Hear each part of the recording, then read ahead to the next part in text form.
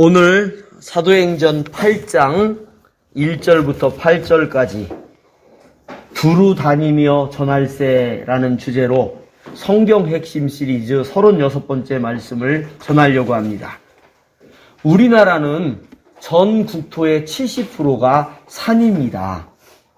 봄과 가을이 되면 산이 건조하고 메말라서 산불이 자주 일어나잖아요.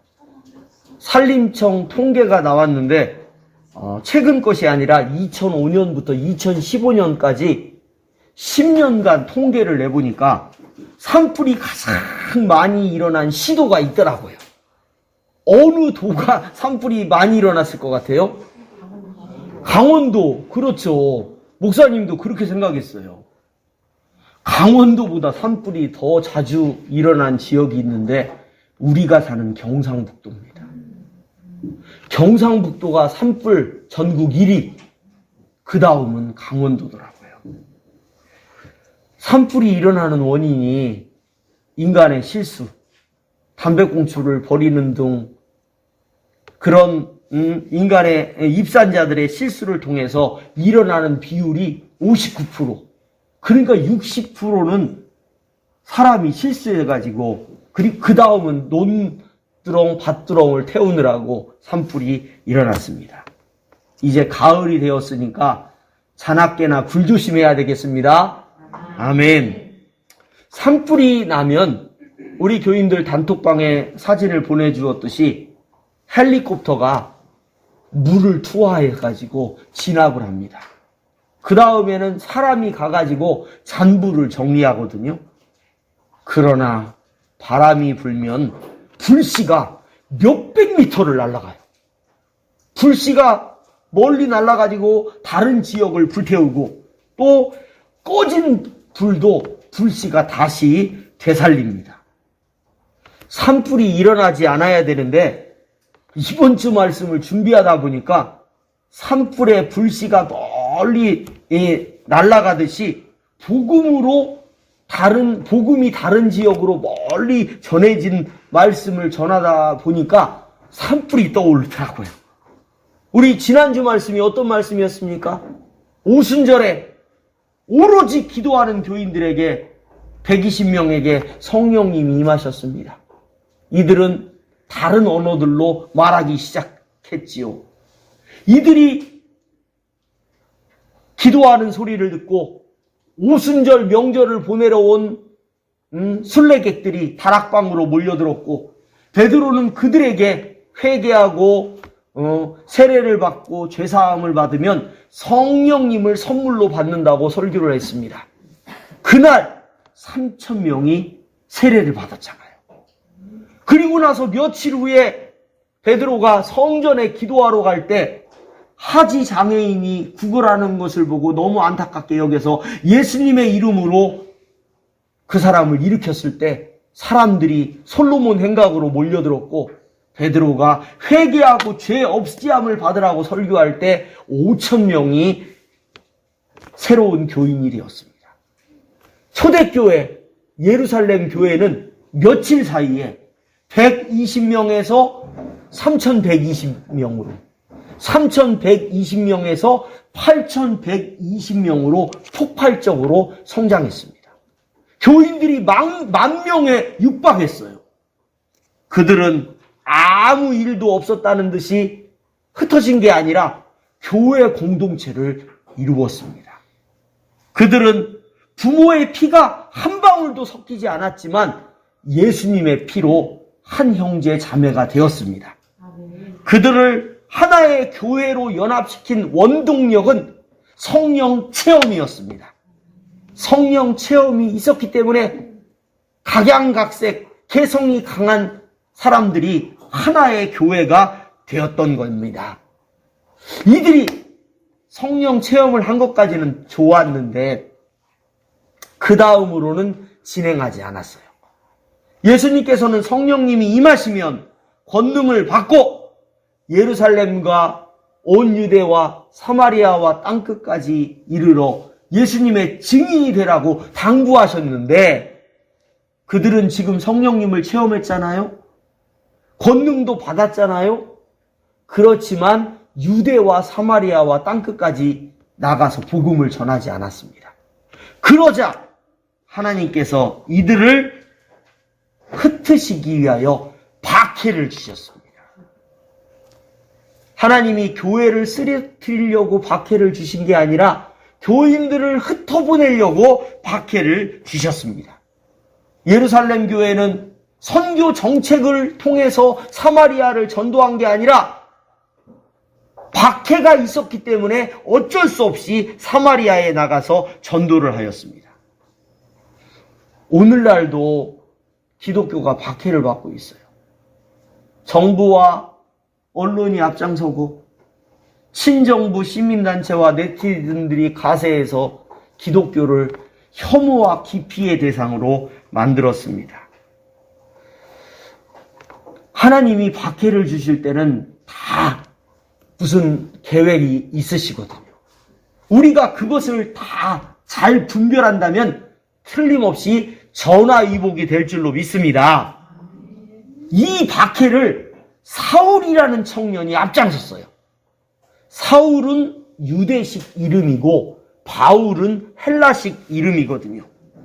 사울은 7 일꾼 중에 한 사람인 스데반이 로마 제국의 정식 재판을 통해서 사형 판결을 받지 않았는데도 불구하고 폭도들이 신성을 못 오겠다고 직결 심판을 하는 것을 당연히 여겼습니다. 사울은 열렬한 유대교 신봉자였잖아요. 7 일꾼 중에 수석, 이름이 가장 먼저 나오니까 수석인 이 스데반이 순교를 당하자 예루살렘 교인들은 흩어졌습니다. 스데반을 비롯해 7 일꾼들은 오늘날로 말하면 중간 간부들이거든요. 중간 간부들이 흩어지자 12명의 사도를 제외한 나머지 8,120명의 교인들은 다 유대와 사마리아와 다른 지역으로 흩어졌습니다. 이 흩어진 교인들이 자기가 지금 박해를 받고 있기 때문에 신분을 감추고 조용히 다녔을까요? 오늘날 교인이라면 욕먹으니까 교인이라는 것을 숨기고 살지만 그들은 박해를 받고 흩어졌는데도 불구하고 자기의 신분을 감추지 않았습니다. 이 흩어진 교인들이 불씨의 역할을 하였어요. 말씀을 볼까요? 8장 4절 말씀 합독합니다. 그 흩어진 사람들이 두루 다니며 복음의 말씀을 전할세. 아멘. 흩어진 교인들은 성령 체험을 한 교인들입니다. 이들의 가슴 속에는 성령님의 불이 활활 타고 있었어요. 산불이 일어났을 때 불씨가 수백 미터를 날아가듯이 흩어진 교인들이 다니는 곳마다 성령님의 불을 옮겨 붙였습니다. 할렐루야. 아멘. 7 일꾼 중에 차석인 두 번째 나오기 때문에 차석이라겠어요. 빌립은 사마리아에 가서 복음을 전했습니다.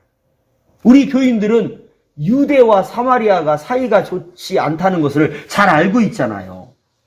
유대와 사마리아는 원래는 형제였는데 시간이 지나면서 인종도 정치도 풍습도 종교도 달랐습니다. 유대인들은 사마리아인들이 혼혈인이라고 경멸하였고 사마리아인들은 유대인들이 사마리아인의 성전인 그리심산 성전을 파괴했다고 혐오하였습니다. 유대인과 사마리아인들은 서로를 적대시하였어요. 어떻게 보면 우리나라와 북한을 보는 것 같습니다. 그렇다면 왜 빌립이 그렇게 적대시한 사마리아에 가서 복음을 전했을까요? 목사님이 이런저런 책을 읽다 보니까 어떤 학자들은 가다 보니까 사마리아에 그냥 갔다는 학자들도 있고 어떤 사람들은 전도하러 갔다는 학자들도 있더라고요. 성경을 보니까 세례자 요한도 사마리아에 가서 전도했더라니까요. 요한복음 3장 23절에 살렘 가까운 에논이라는 데서 요한이 세례를 줬다고 했는데 그 지역이 사마리아로 알려져 있습니다. 예수님도 요한복음 4장 3절에서 5절에 수가성, 사마리아 수가성에 가서 전도를 하셨잖아요. 그 여인이 전도를 받고 동네 사람을 전도했잖아요. 빌립이 어쩌다가 사마리아에 간 게 아니라 하나님의 목적에 의하여 사마리아를 갔습니다. 세례자 요한도 예수님도 사마리아에 가서 전도를 하셨거든요. 유대인과 사마리아인들은 서로 적대적인 관계였지만 하나님은 빌립을 보내서 사마리아를 전도하게 하셨습니다. 오늘 말씀은 지금부터 시작합니다. 그럼 빌립이 사마리아에 가서 어떻게 전도했는지를 살펴봐야 합니다. 빌립은 말씀으로도 전도했고 표적으로도 전도했어요. 우리 말씀을 살펴볼까요? 사도행전 8장 6절에서 8절 말씀 합독합니다.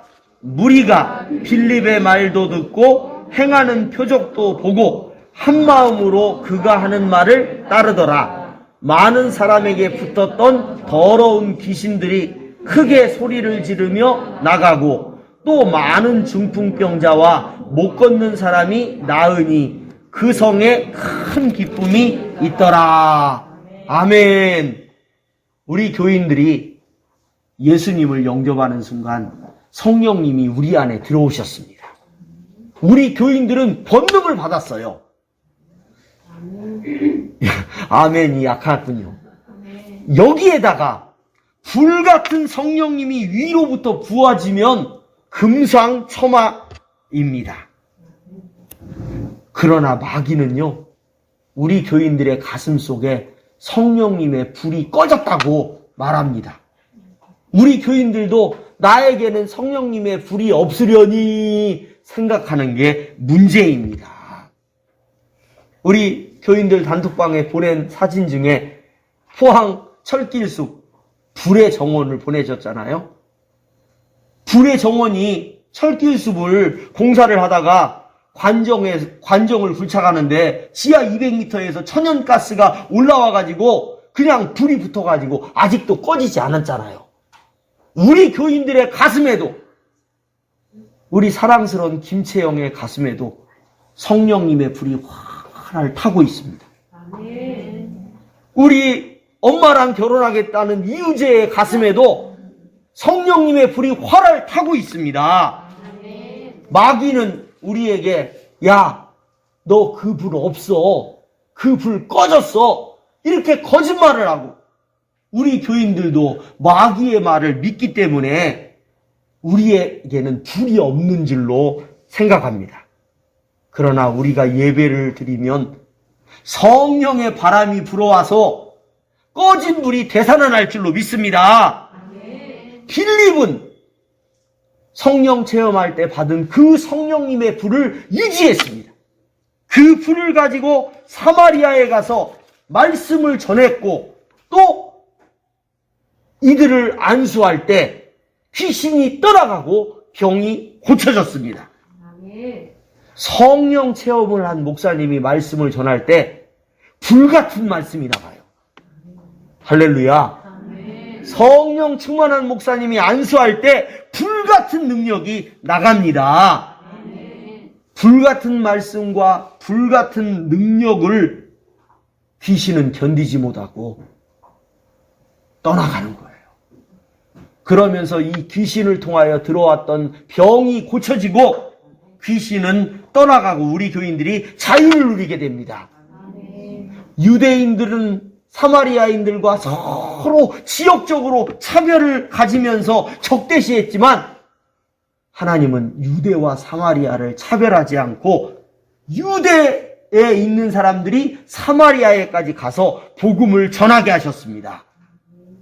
아까 산불을 말씀했는데요. 산불의 불씨가 몇백 미터를 날아가 다른 지역에 옮겨붙듯이 예루살렘 교회에서 점화된 이 성령님의 불길이 사마리아로 옮겨졌습니다.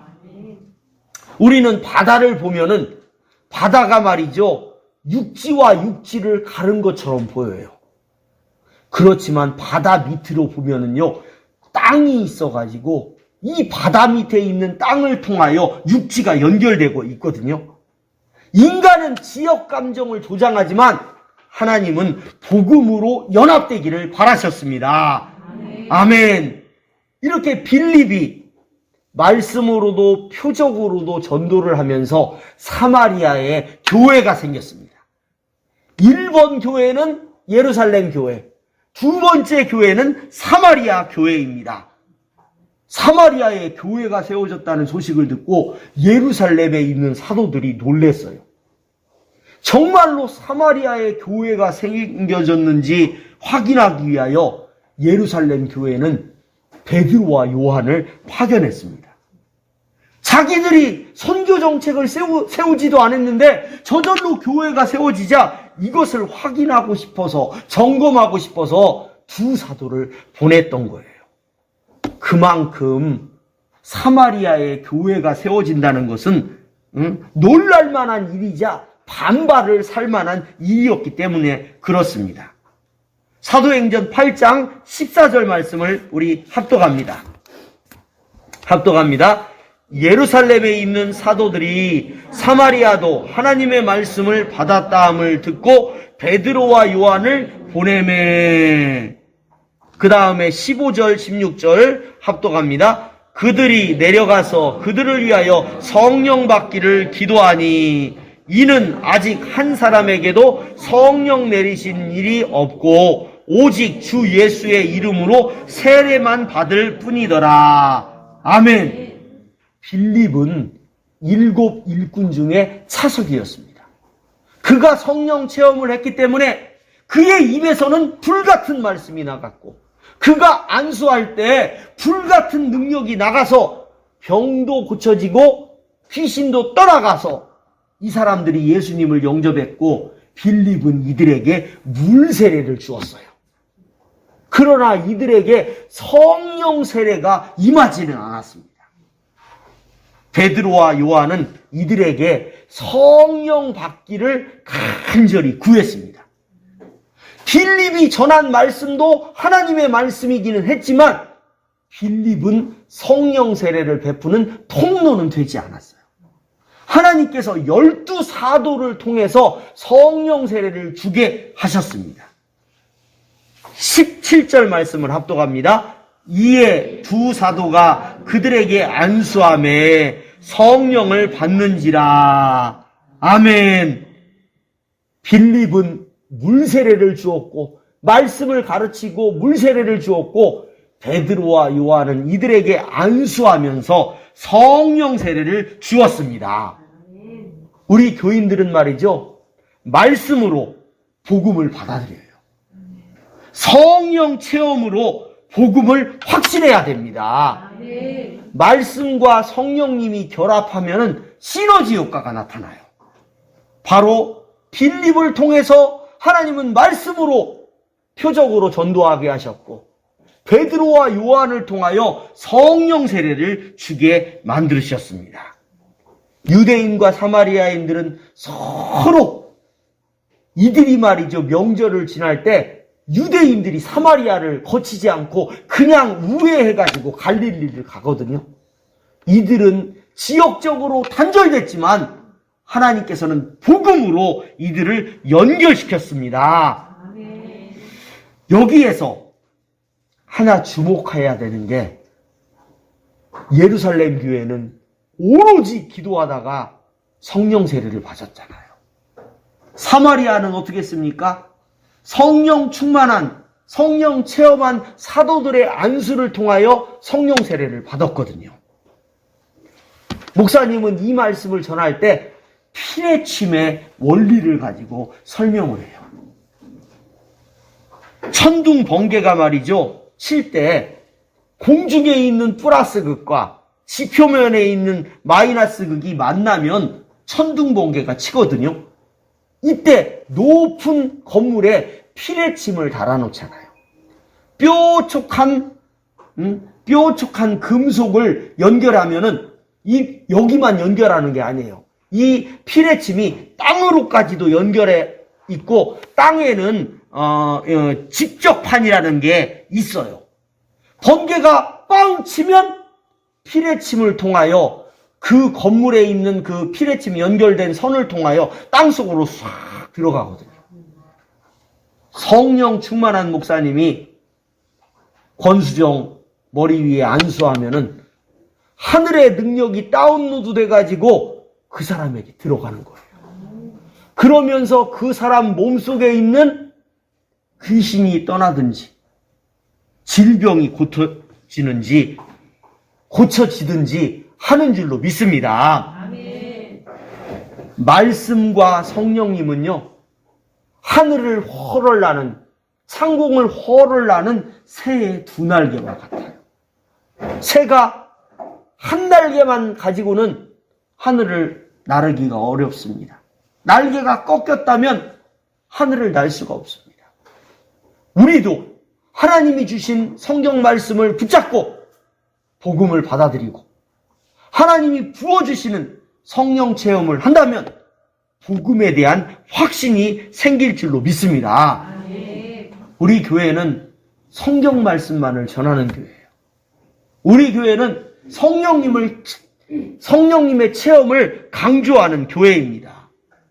우리 교인들이요, 말씀으로도 주님을 만나야 됩니다. 성령님으로도 주님을 만나야 됩니다. 성령 체험만 하고 말씀이 없으면 그 사람 쓰러질 수 있어요. 말씀만 있고 성령 체험이 없으면 그 사람의 신앙이 약할 수가 있습니다. 말씀과 성령님이 결합했을 때 신앙의 시너지 효과가 나타나가지고 그 사람은 어떠한 환란이 오더라도 쓰러지지 않고 꿋꿋하게 천국까지 가게 될 줄로 믿습니다. 아멘. 오늘 말씀을 통하여 우리 하나님께서는 유대와 사마리아가 단절됐지만 빌립을 통해서 복음으로 연결시키셨습니다. 빌립은 말씀으로도 표적으로도 이들에게 복음을 전했고, 하나님은 사도들의 권위를 존중하셔서 사도들이 안수할 때 성령 세례가 사마리아인에게도 임하게 하셨어요. 사람들은 유대인들과 사마리아인들을 서로 차별하며 적대시했지만 하나님은 유대인도 사마리아인도 차별하지 않고 똑같이 성령님을 부어주셨습니다. 우리 교인들이 신앙생활을 할 때 빌립이 전도한 말씀, 예수 그리스도의 십자가와 부활을 붙잡아야 됩니다. 아멘. 또한 베드로와 요한을 통하여 전해진 성령 세례, 성령님을 체험해야 됩니다. 그러면 우리 교인들은 말씀과 성령님의 두 날개로 균형 잡힌 신앙생활을 할 수가 있습니다. 우리 교인들이요, 말씀을 사모하십시오. 성령 체험을 사모하십시오. 아멘. 성령님이 목사님을 통해서도 임하지만 예배드리고 말씀드리는 여러분들에게 직접적으로 임하여 우리가 죄와 상처와 우상 숭배를 통하여 들어온 어둠의 세력들을 쫓아내고 우리가 예수님을 통하여 자유와 해방을 경험하게 될 겁니다. 아멘. 이렇게 사마리아 교회가 세워졌습니다. 우리 교인들에게도 성령님이 임하시면 우리 창대교회가 더 잘 세워질 수 있고 여러분의 가정교회도 세워질 수 있고 여러분의 가정도 복음화될 수가 있습니다. 우리 말씀과 성령님을 사모함으로 창대교회도 세우고 여러분의 가정교회도 세울 수 있는 우리 모두가 되기를 바랍니다. 아멘.